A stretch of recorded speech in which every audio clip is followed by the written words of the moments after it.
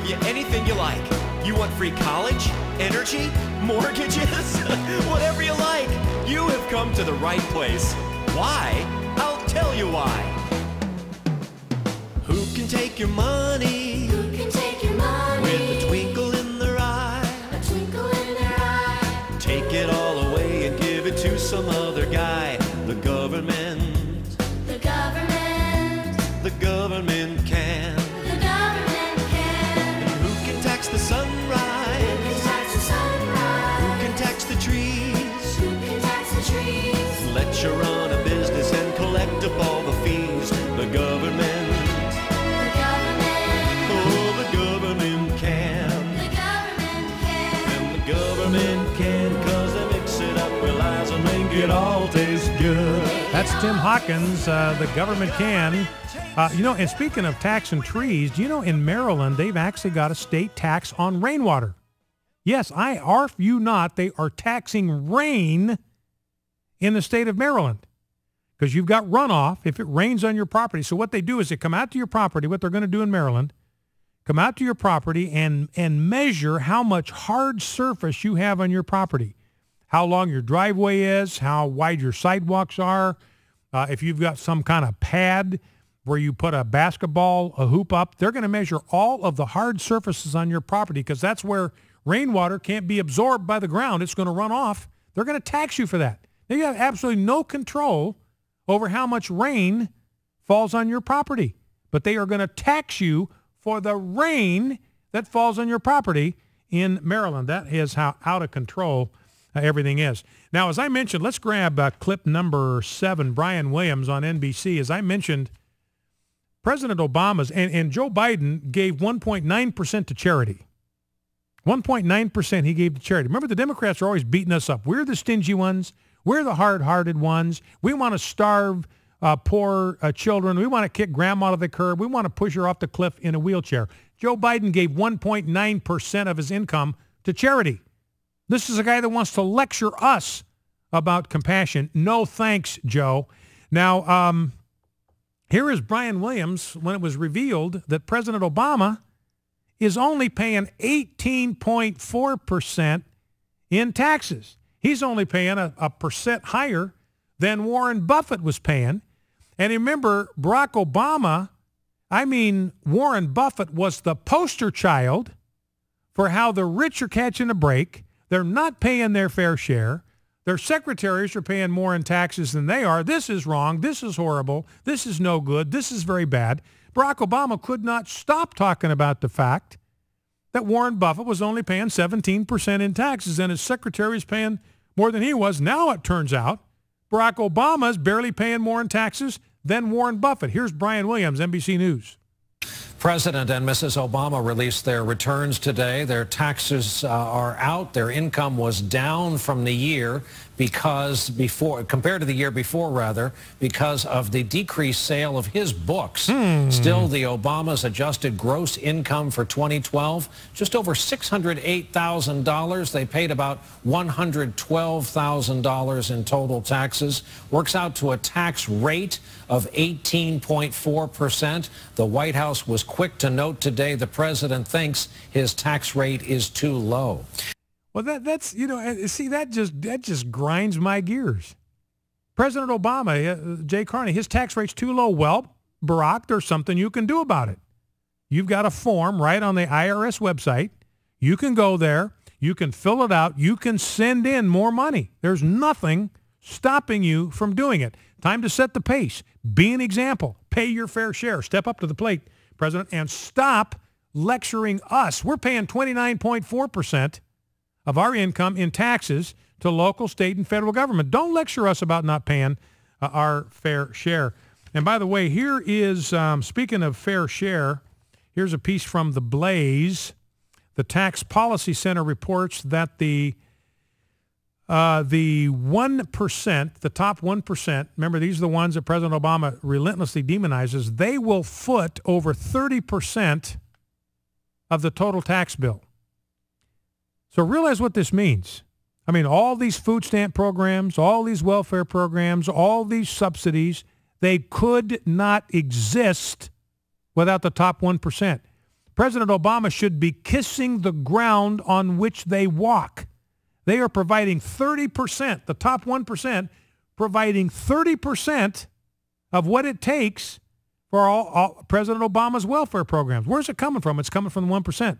The top 20% pay nearly 72% of the federal tax burden. So the top 20%, they're paying $7 out of every 10 of the dollars that flow to the federal treasury. So once again, President Obama ought to be kissing the ground on which they walk. He ought to be thanking them every day.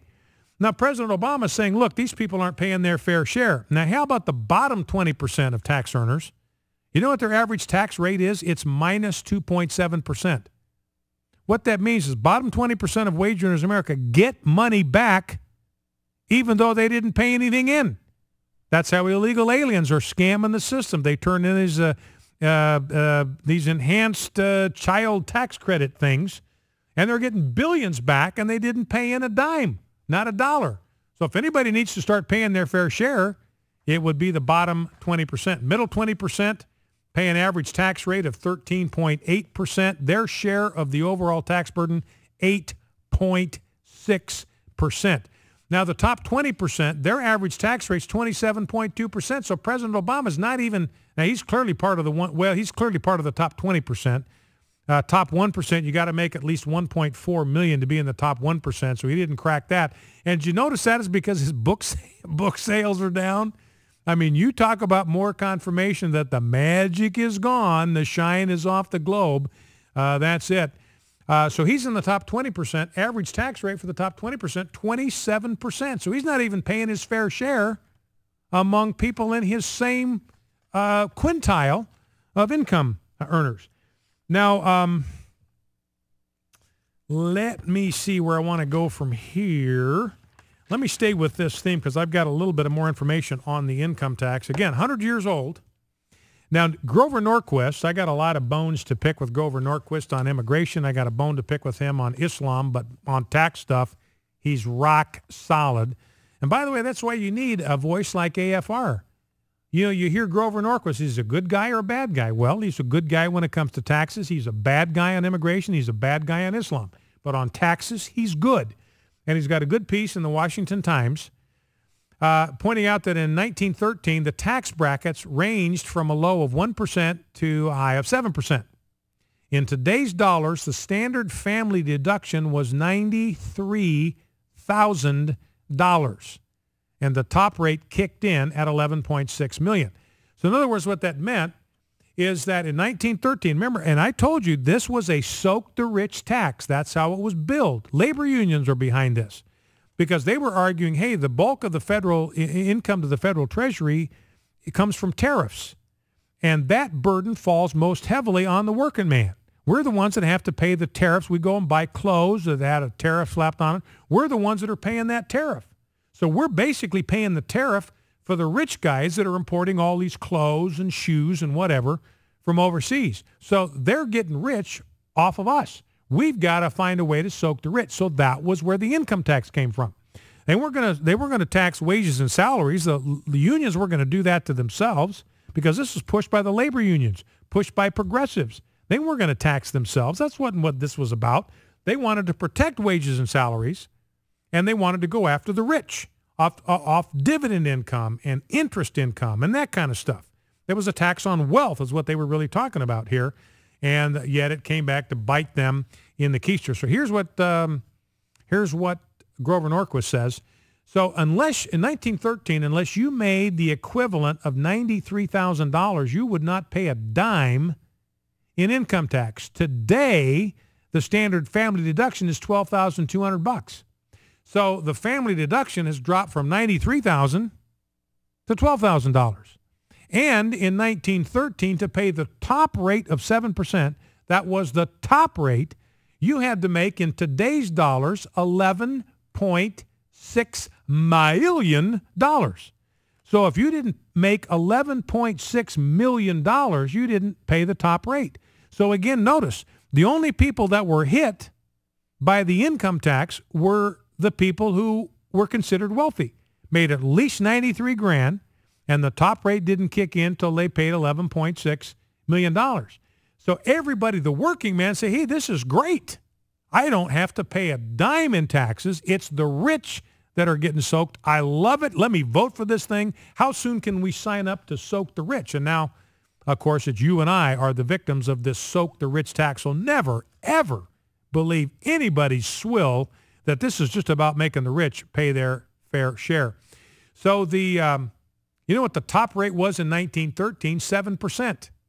Top rate today, 39.6%. And you qualify for that rate if you make more than $450,000. So remember, the top rate of 7% in 1913, you had to make $11.5 million.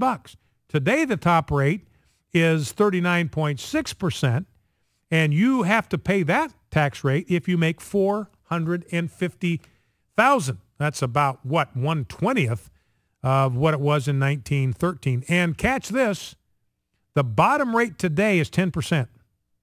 That is the bottom income tax rate, 10%. What was the highest class, what was the highest tax rate in 1913? What was the highest tax rate that anybody in the country paid in 1913? And you had to make $11.5 million to pay that tax rate. It was 7%.